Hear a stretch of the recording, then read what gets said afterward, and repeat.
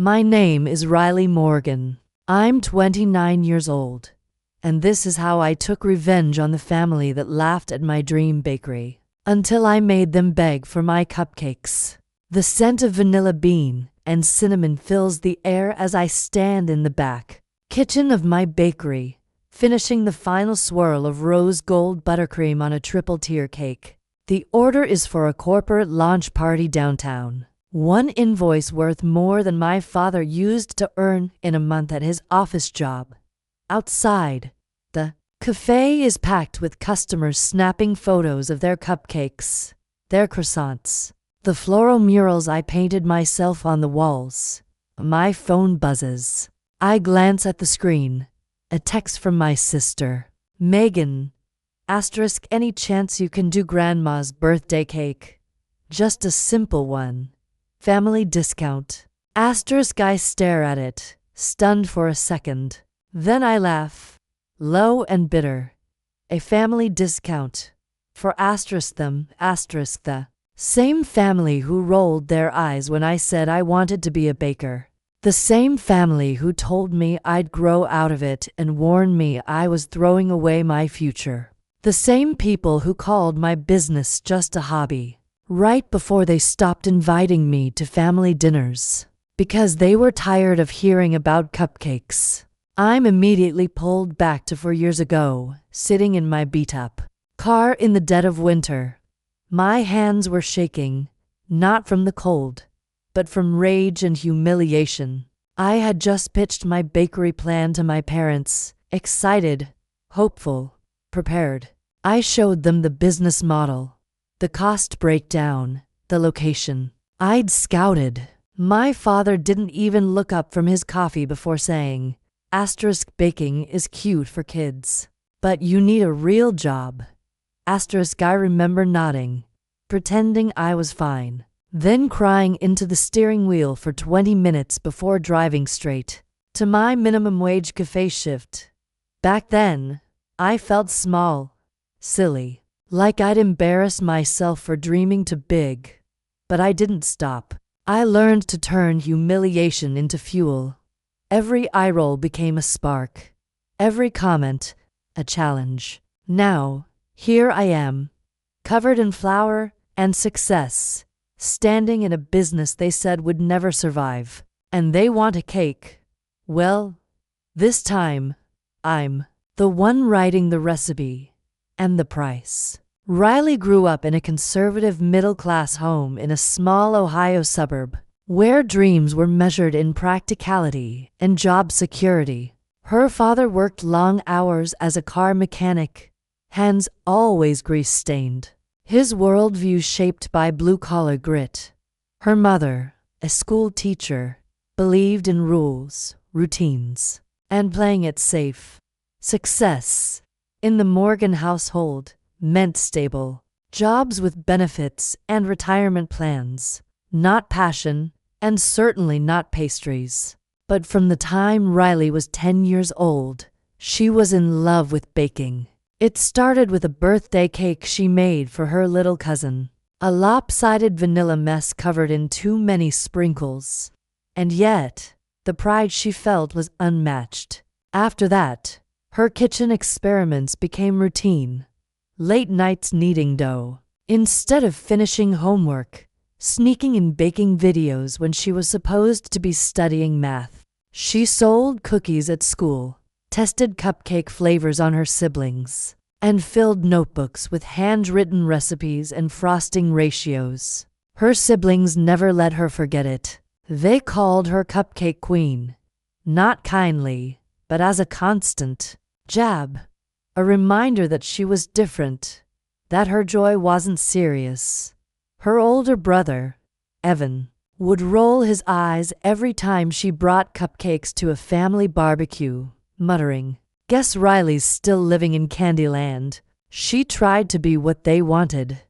After high school, she enrolled in community college and got an associate's degree in accounting, the most acceptable compromise she could stomach. She took a job as a junior clerk at an insurance office. Safe, boring, exactly what her dad approved of. But the fire never left her. After work, she baked. On weekends, she tested new recipes. Quietly, she started a side hustle. Birthday cakes, small party orders, late-night Instagram posts showcasing her work. It was barely making money, but it made her feel alive at the time. She was dating Logan, a guy who initially seemed supportive, even proud of her drive. But after her first pop-up stand failed miserably, barely 10 customers, most of them friends, Logan changed. He called her unrealistic, said she was wasting time. 1 month later, he dumped her, right after a fight where he said, "You'll never be more than a girl with a hobby." That breakup nearly crushed her. She stopped baking for a month, buried herself in work, numbed out. But something inside her refused to die. She started saving again, took business classes at night without telling anyone, read books on entrepreneurship, watched tutorials until her eyes blurred. On the outside, she looked like the obedient daughter, but on the inside, she was building a blueprint for something no one else could see. No one in her family asked how she was really doing. They just assumed she'd finally grown up. But then something unexpected happened. One evening at work, her manager, a quiet woman named Joanne who usually kept to herself, caught her editing a bakery business plan during lunch. Instead of reporting her, Joanne asked to see it. The next day, she handed Riley a list of small business grants and said, "You've got talent. Don't waste your life waiting for approval." That moment changed everything. Riley applied for a local grant and got it. Not much, but enough to cover her first small storefront rental and some basic equipment. She cashed out her savings, maxed out to credit cards, and walked away from her job without telling her family until the lease was signed. They were furious. Her dad didn't speak to her for weeks. Her mom cried. Her sister said, "Guess we'll be seeing you on a baking fail meme soon." But Riley didn't care anymore. She had her plan, her space, and the one thing they never understood, a fire that couldn't be laughed away. This time, she was betting on herself. It took Riley weeks to build up the courage. After everything, the failed pop-up, the breakup, the late-night classes, the grant, she still wanted their blessing. Some part of her, deep and stubborn, still believed if she just showed them how serious she was, they might finally believe in her. So she brought it up at family dinner. Lasagna night, her mom's favorite. Everyone was there. Her parents, her older brother Evan, her sister Megan, even Megan's fiancé. Riley had printed out mock-ups of her logo, carefully mounted them on a board. She even had a name. Sugar Bloom Bakery *. Soft pink, elegant lettering, a floral design with a whisk in the center. She'd practiced her little pitch a dozen times. In front of the mirror, she barely got 3 sentences in before the mood shifted. Her dad scoffed, loud and dismissive. "You're really doing this again? Riley, come on. That's not a career. That's a cute hobby." Her mom sighed as if she'd heard a child talk about wanting to be a princess. "Honey, I thought we were past this. It's just not realistic." In today's economy, Evan leaned back in his chair and smirked. "Well, at least when it flops, we'll know where to go for free cake scraps." Laughter. Even Megan joined in. "Or maybe you can just marry a baker, Riles. You're cute enough. You could be the face of someone else's shop." Riley froze, humiliated. She tried to defend herself, talked about the grant, the business classes, the numbers, but no one was listening. Her voice got quieter with each sentence until she finally just stopped. They'd already decided it was a joke. Later that night, while clearing dishes in silence, Riley overheard her mom on the phone in the kitchen.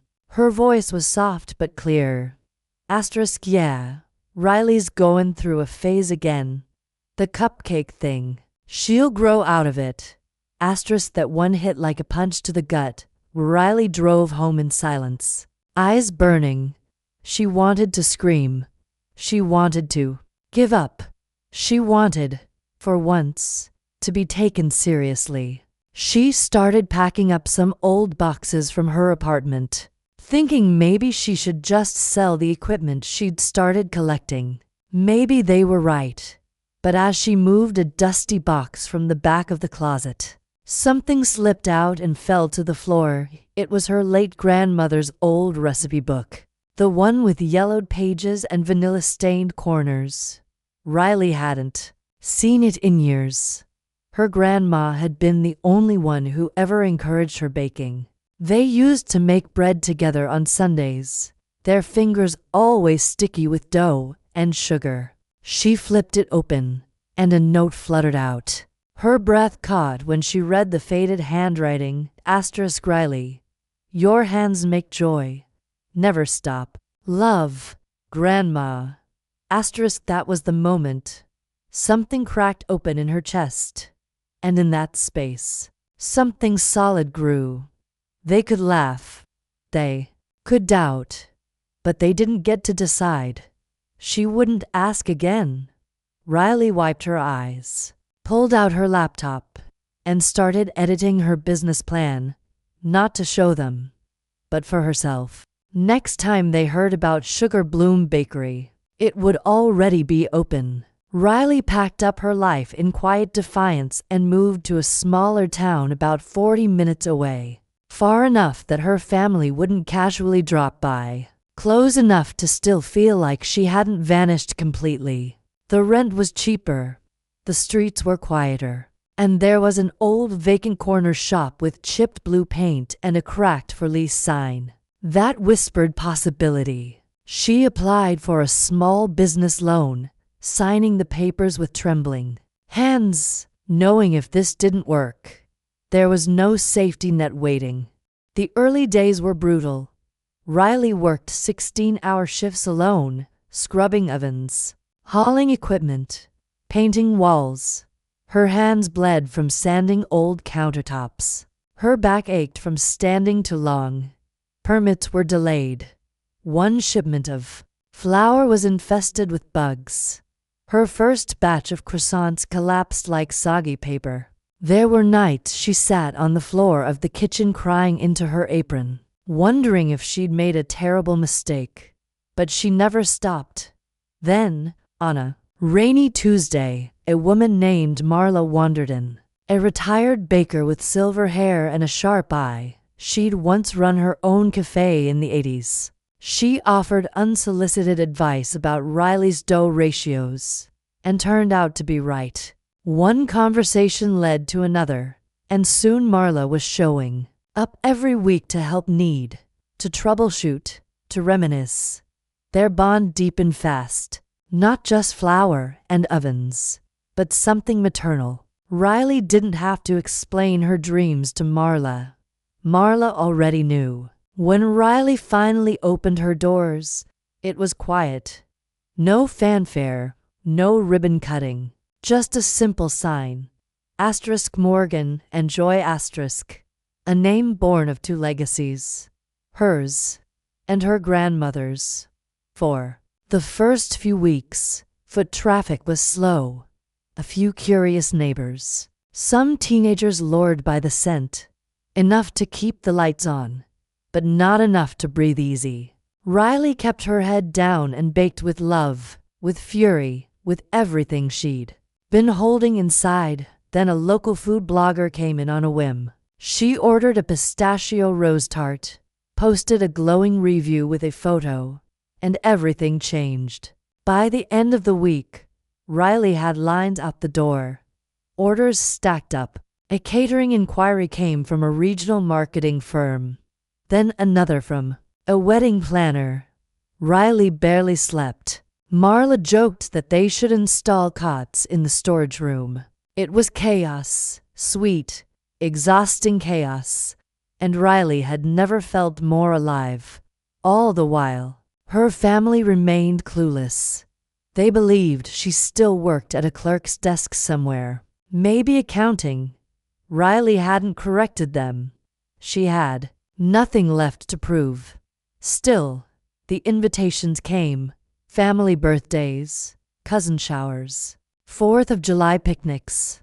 She always responded with polite regrets. Working late, can't make it.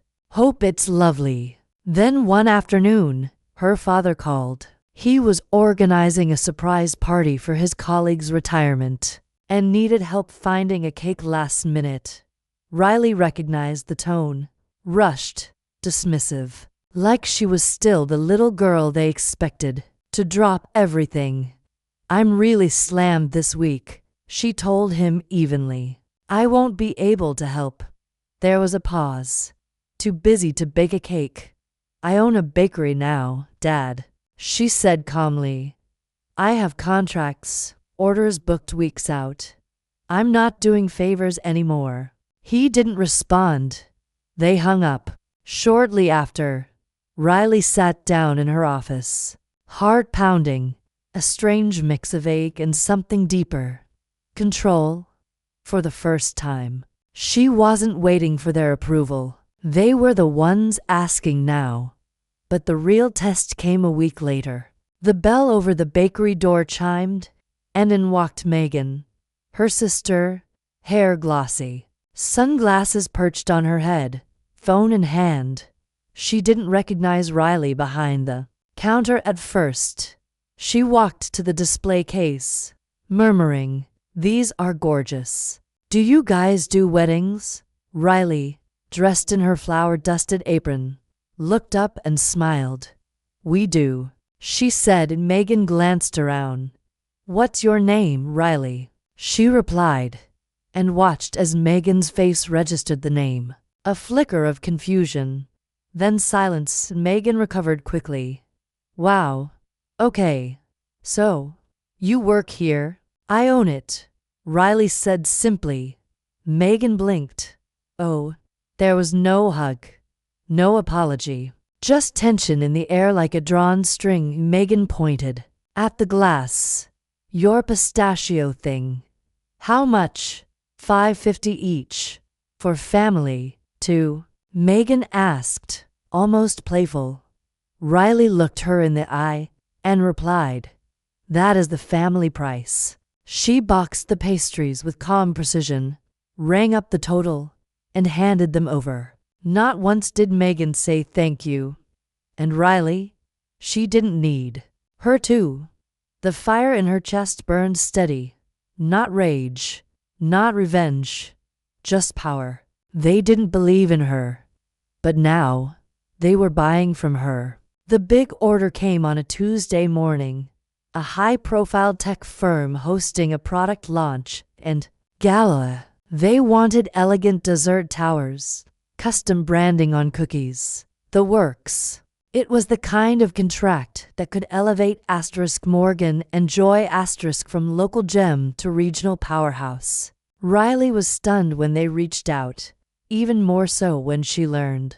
The venue was a sleek corporate building downtown, the kind with valet parking and glass elevators. She set up a meeting with the events team and drove down early to scope the logistics. She stepped out of her car in pressed slacks and a linen blouse, a custom pastry box in hand.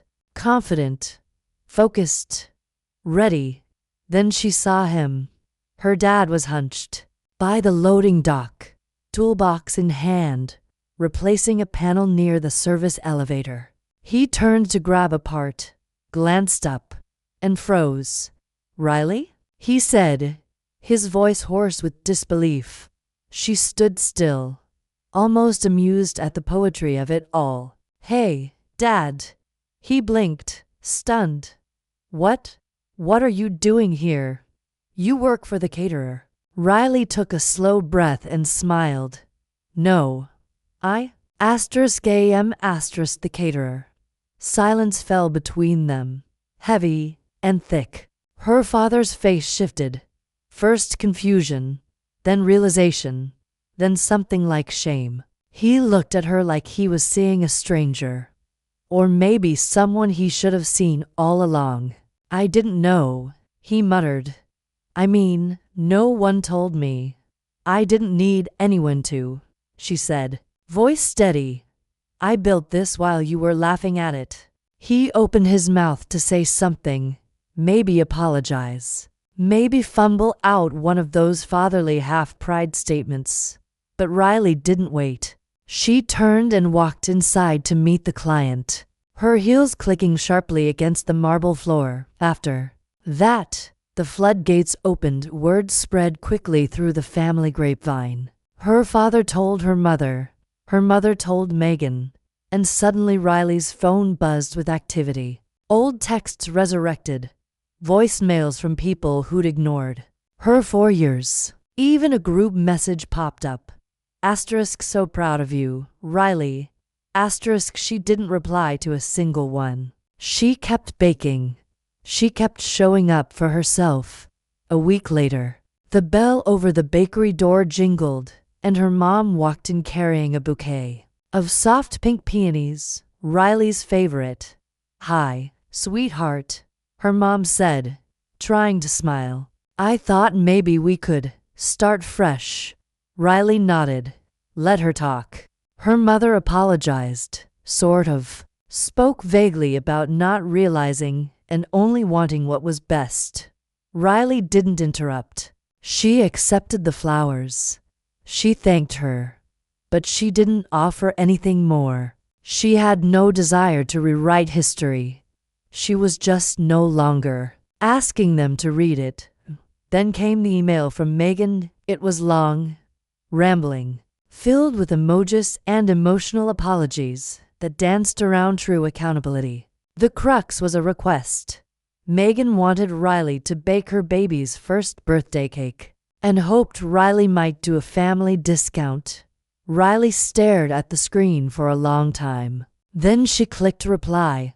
Her response was a simple invoice. Her standard premium rate, due in full. Attached beneath it was a single-line note. Asterisk, your words gave me nothing. My hands made this. Asterisk, she hit send without a second thought. Because this time, they weren't getting her at a discount. Riley stood behind the counter of Asterisk Morgan and Joy Asterisk, watching the soft morning light spill across the bakery's tiled floor. The scent of warm cinnamon rolls filled the air, mingling with the quiet hum of conversation and espresso machines.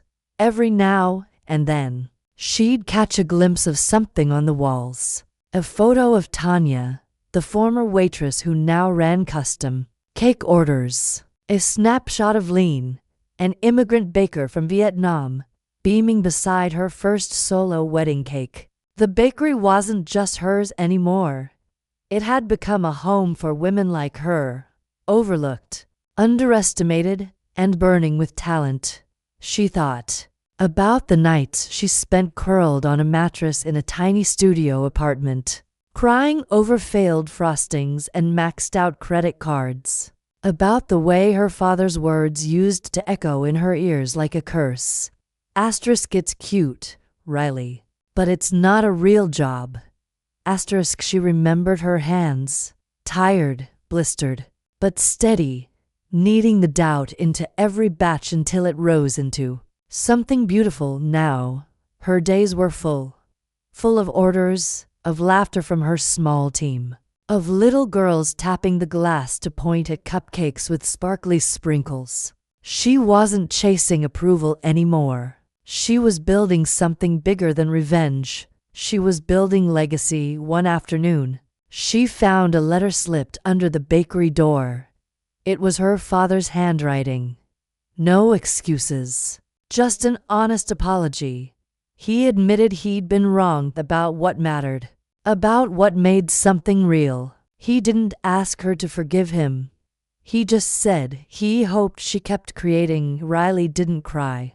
She sat in the quiet after reading it and let out a long, slow breath. Then she tucked the letter into her recipe journal, the one she still filled with new ideas, just like she did as a teenager. She doesn't go to family dinners anymore. She doesn't need to sit at those tables, because now they come to her. They wait in line with everyone else, holding numbers, watching the glass cases, and for once, they don't have anything to say, because Riley already said it all. In buttercream, Riley flipped the closed sign on the front door and turned off the last row of lights. The warm smell of sugar and cinnamon still lingered in the air as she stepped outside, keys jangling in her hand. The street was quiet, the golden hour casting a soft glow over the storefronts. She paused for a moment, looking at the hand-painted logo on her bakery window, *Morgan and Joy*. A name that once felt like a dream was now etched in glass. Across the street, something caught her eye. A folding table, a small handwritten sign, "Cookies, $1. Behind it stood a girl, maybe 13 or 14, nervously fixing her display of slightly misshapen chocolate chip cookies. Riley smiled. She knew that look, the mix of hope and fear, wondering if anyone would stop and take her seriously. She walked across the street slowly, deliberately, and the girl looked up, startled. Riley picked up a cookie, handed over $1, and took a bite.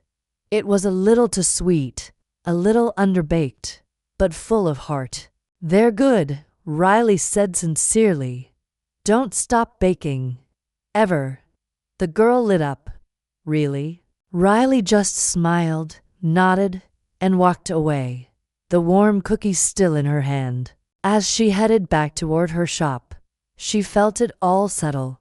The ache, the rejection, the long nights, the laughter that once burned like acid. It didn't matter anymore, not because it never hurt, but because it had all led her here. She unlocked the door, stepped back inside, and looked around at the quiet magic she had built with her own hands. Her voice in quiet narration. "My family once told me baking was a joke, that it wasn't a real dream. But now, they need reservations to taste mine." She flipped the lights off one last time, the door clicking shut behind her. Final line. *The sweetest revenge isn't